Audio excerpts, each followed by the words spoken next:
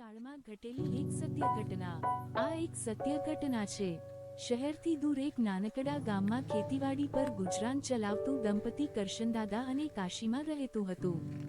ગામમાં એકમાત્ર દંપતી હતું જે સંતાન વિહોણું તરીકે જાણીતું હતું।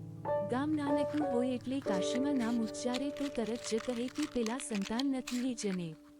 શહેરમાં ઘણા દંપતી સંતાન વિહોણા હોય એટલે તેઓને એટલું નહીં લાગે જેટલું રોજ સંતાન નથી તે એવું સાંભળીને આ દંપતીને લાગી આવતું।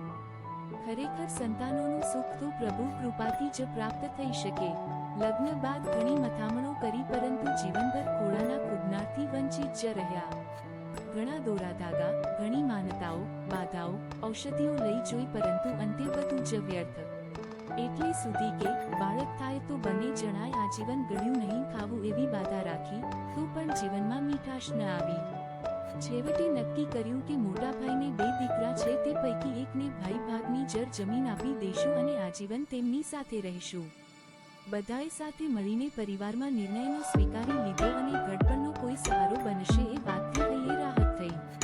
ઘર આંગણે બાળકોને રમતા જોઈ ઘણીવાર કાશીમાં વિચારતા કે પ્રભુએ પોતાની જ કુંખ કેમ ખાલી રાખી। રોજ મંદિરે જતી વેળાએ આખા ગામના દરેક વર્ણના બાળકોને કરશનદાદા અને કાશીમાં મીઠાઈ વહેંચતા તે સમયે અંતર્મનમાં ઈબકે ચડેલી એમની સંતાનપણાની લાગણીઓને શાતા વળતી। એવામાં અચાનક જ કાશીમાને કંઈક તકલીફ જણાઈ। શરૂમાં શરદી, ઉધરસ અને પછી તાવ ઘર કરી ગયો।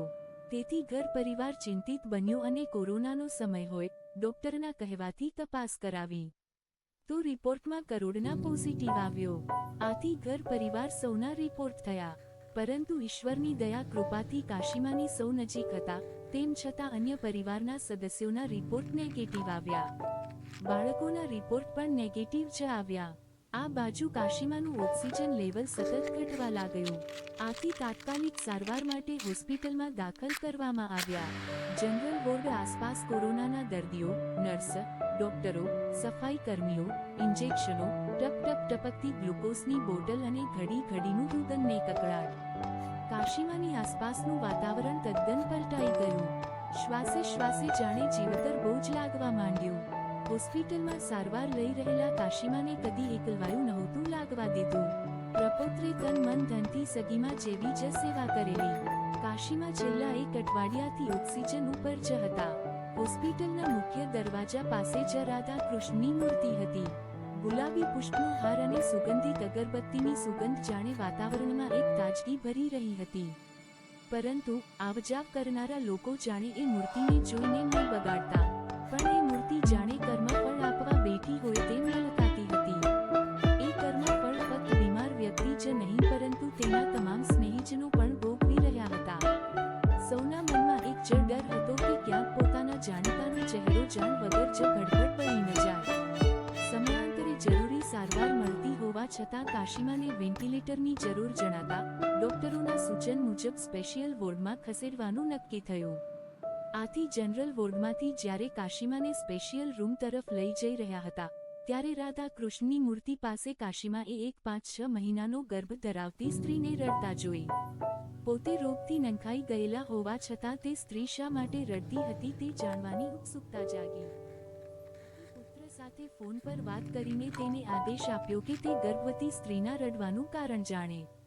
પ્રપૌત્રએ એ સ્ત્રીનો સંપર્ક કરીને રડવાનું કારણ જાણવાની તૈયારી બતાવી। તે મુજબ તપાસ કરતા તે સ્ત્રી કોઈ પુરુષને હોસ્પિટલમાં દાખલ કરવા માથામણ કરી રહી હતી પણ હોસ્પિટલમાં જગ્યા જ ન હોવાથી કોઈ અન્યને દાખલ કરી શકાય એમ જ નથી અને એ પણ ઓક્સિજનની બોટલ સાથે તો શક્ય જ નથી। એમાં વળી ઓક્સિજનની અછત હોય તે વ્યક્તિનો હાથ પકડવા કોઈ ડોક્ટર કે હોસ્પિટલ તૈયાર જ ન હતી। તે સ્ત્રી હૃદયના વલોપોત સાથે ધ્રુસકે રડતા રડતા કહી રહી હતી કે અમે પ્રેમ લગ્ન કરેલા તેથી બંનેના પરિવારે એક જ જ્ઞાતિ હોવા છતાં પણ અમારો અસ્વીકાર કર્યો અને પરિવારની મંજૂરી ન હતી। આથી મારે સાથે જીવવું હતું તેથી સૌની વિરુદ્ધ જઈને લગ્ન કરી ભાડે રૂમ રાખી રહેતા હતા। હાલે એક જીવ મારા ગર્ભમાં ઉછરી રહ્યો છે તે વાતથી અમે બંને પતિ પત્ની ખૂબ જ ખુશ હતા। પરંતુ અમારા સુખી સંસારને કોકની નજર લાગી અને મારા પતિ સૌરભને કોરોના થયો। આજે એ શ્વાસ નથી લઈ શકતા એટલે અહીં લાવી પણ ડોક્ટરો હોસ્પિટલમાં જગ્યા નથી તેમજ ઓક્સિજનની અછત છે તેવું કહી દાખલ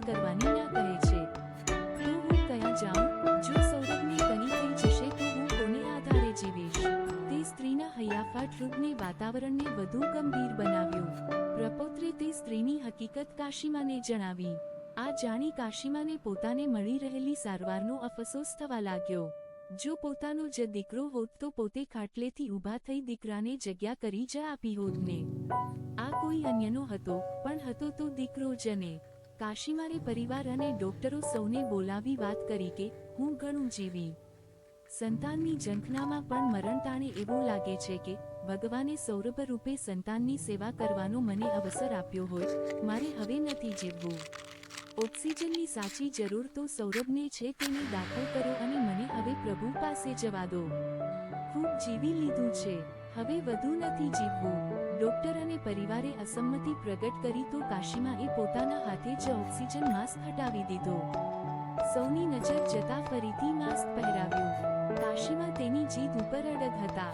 કાશીમાની ઈચ્છા હતી કે પોતે આ કકળાટ ભર્યા વાતાવરણથી દૂર ઘરે જઈને જીવ જોડે. સૌની પાસે માફી માંગું અને સૌને માફ કરી દઉં. તમામને મળું અને પછી શાંતિથી આ શરીરનો ત્યાગ કરું. તેમની આ ઈચ્છા પૂર્ણ કરવા પરિવારને સમજાવ્યો. પરિવારે કાશીમાની ઈચ્છાને માન આપતા ઓક્સિજનની બોટલ સાથે હોસ્પિટલમાંથી વિદાય લીધી. તરત જ એક ખાટલો સૌરભને સોંપ્યો અને તાત્કાલિક જરૂરી સારવાર આપવાની શરૂ કરી. કાશીમા ઓક્સિજનના બાટલા સાથે ઘરે આવ્યા. દીકરાના હાથે ભાતના 2 કોડિયા ખાધા અને વહુના હાથનું પાણી પીધું. દીકરીઓ અને જમાઈને રાતોરાત તેડાવ્યા. કાશીમા સૌનો ચહેરો ઓળખતા હતા. સૌને હાથ જોડીને વીતી ગયેલા જીવનમાં કોઈ પ્રત્યે કટુ વાણી ઉચ્ચારી હોય કે કોઈ પ્રત્યે ભેદભાવ થયો હોય તો તેની પણ માફી માંગી. દીકરીઓના ડૂસકામાં છુપાયેલી અંતરની વ્યથા કાશીમા મનોમન પારખી શકતા હતા. હૈયે હળવાશ થઈ. સૌને માફ કર્યા તો સૌની માફી માંગી. એ દિવસે ગામના છોકરાઓ પણ રડતા રડતા આંગણે આવ્યા. સૌની આંખમાં કાશીમાને ખોવાનું દુઃખ હતું, પણ કાશીમા ખાલી કોંખની મમતા માણ્યાનું સુખ અનુભવી રહ્યા હતા. છેવટે ભગવાનના ફોટા સામે દૃષ્ટિ કરી અને ત્યારે જ ઓક્સિજન ખૂટી ગયો અને કાશીમા 2 પ્રેમી પંખીડાને નવજીવન આપીને અનંતની વાટે ઉપડી ગયા.